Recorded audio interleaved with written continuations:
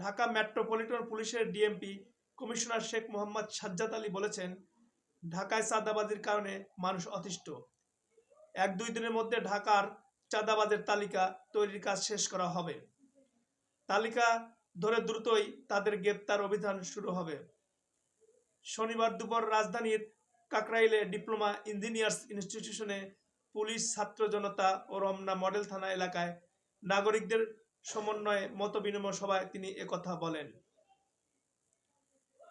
শেখ মোহাম্মদ সাজ্জাদ আলী বলেন, অপরাধ সংঘটিত হলে তার বিরুদ্ধে মামলা হবে। মামলার সব দায়িত্ব পুলিশের। যত অপরাধ হবে তত মামলা থানায় নিতে হবে। কেউ ক্ষতিগ্রস্ত হলে পুলিশ সহযোগিতা করবে, তদন্ত করে শাস্তির আওতায় আনা হবে।